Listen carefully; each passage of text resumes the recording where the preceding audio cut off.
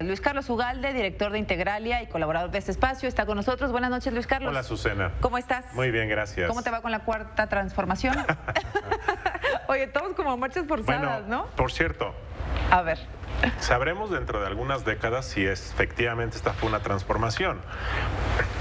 Nadie puede definir un periodo que apenas está iniciando. Ajá, claro. Así es que eso es propaganda. Claro. Quien va a juzgar si se trató de una transformación serán los historiadores dentro de 30 o 40 años. No sabíamos que la independencia se iba a llamar independencia antes de empezar y antes de terminar, o la revolución, o la ley de reforma, o un montón de Y muchas veces las mejores intenciones, que yo estoy seguro que tiene Andrés Manuel, se topan con fenómenos desconocidos.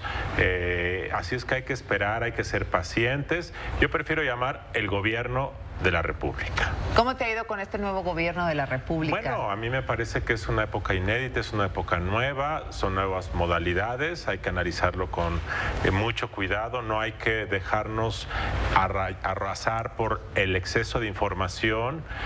Por ejemplo, las conferencias mañaneras del presidente duran... Pero dicen que tienen mucho rating y bueno, al menos cuando yo veo acá las transmisiones de Facebook Live y esto, tienen un montón de gente duran que 2 sigue. horas, de lo cual yo creo que en 6 minutos uno puede saber exactamente qué es lo de sustancia, lo demás es mucha forma.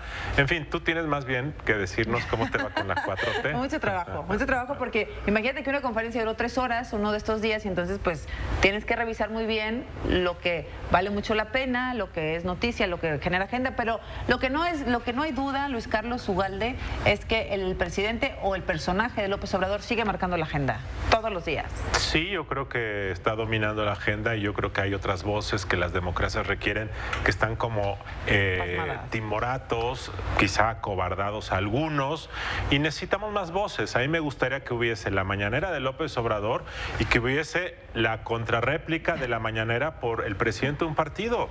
A mí me parecería que esta figura de un gabinete de sombras sería muy importante, porque lo que el presidente dice siempre debe tener un contraargumento y no estamos oyendo ese contraargumento, y creo que eso ayuda al gobierno para rectificar algunos datos que en ocasiones son incorrectos, y ayuda a la oposición para ponerse las pilas y darnos su punto de vista. Pero que ese no lo tenemos.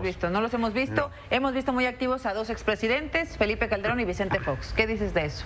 Pues están en su derecho de hacerlo. Qué bueno que se defiendan. ¿Pueden ser un contrapunto de Andrés Por Manuel ejemplo, te voy a dar un ejemplo. El día de ayer, el director general de la Comisión Federal de Electricidad salió a decir unos nombres de exsecretarios de Energía o ex directores de la CFE o de Pemex que en su opinión habían cometido cierta corrupción, tráfico de influencias o conflictos de interés, porque después de dejar el cargo habían trabajado en empresas del sector de energía. A mí me parece que lo que dijo el director de la CFE no tiene ninguna relevancia desde el punto de vista legal, y además cometió muchas imprecisiones, y además desde mi punto de vista denostó la fama de muchas personas. Sin embargo, hoy solo vi que 2 o 3 de ellos salieron a defenderse, y la mayor parte de los señalados, de manera incorrecta creo yo, se quedaron escondidos. Una democracia requiere que la gente salga a dar su punto de vista, y si la gente se esconde para no pelearse, me parece que eso no es correcto. Sí, fíjate, salieron 2 o 3 en entrevistas y otros en comunicados, pero no todos quisieron entrarle a la llamada, de viva voz.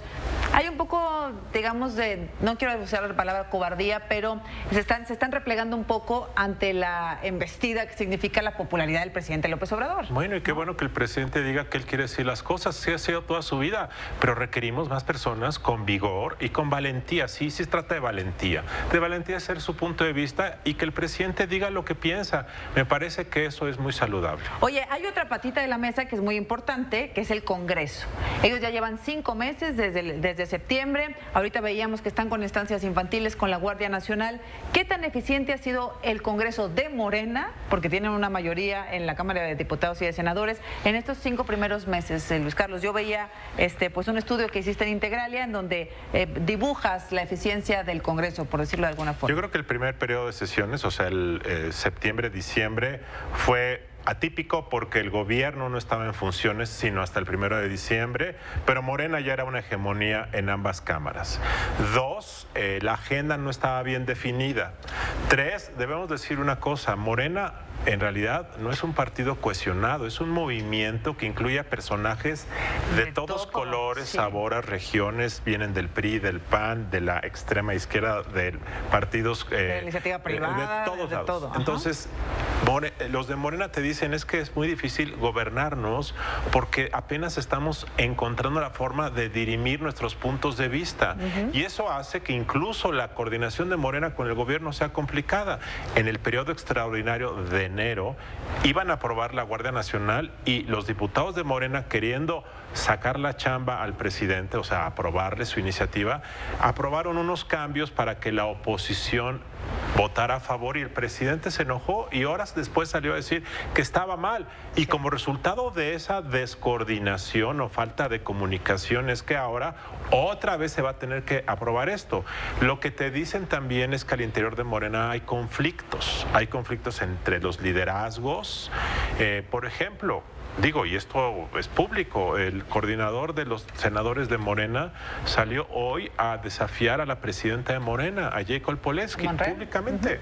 Jacob Polevsky dice que ella apoya a Barbosa para ser gobernador de Puebla y Ricardo Monreal dijo, pues que Dios te ayude porque él está apoyando a Armenta. Yo quiero que sea el senador Armenta. También es conocido que entre Martí Batres y Monreal hay un pique, es conocido, es público. En la Cámara de Diputados hay diferentes liderazgos. Entonces, las hegemonías anteriores en el Congreso, la del PRI sobre todo, era una hegemonía institucional, es decir, eran pragmáticos y se callaban. Aquí es un partido de movimientos y de gente y eso va a dificultar mucho la toma de decisiones. Vienen decisiones importantísimas, la Guardia Nacional, la reforma educativa, la legislación laboral y la aprobación del Plan Nacional de Desarrollo, que por primera vez tiene que ser palomeado por la Cámara de Diputados.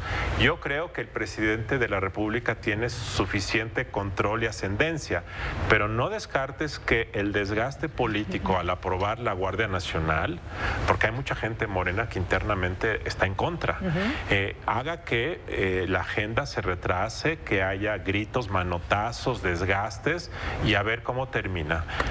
¿Tú qué prefieres, Luis Carlos? ¿El silencio y la hegemonía del PRI o un poco la Torre de Babel de Morena?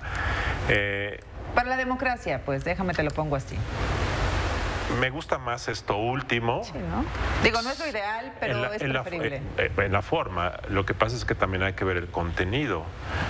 Y a mí me parece que mucho del contenido que se está aprobando no se está reflexionando suficientemente. Y lo estaremos platicando y reflexionando contigo. Gracias, Luis Carlos, como siempre. Gracias. Buenas noches, Luis Carlos Ugalde, director de Integralian.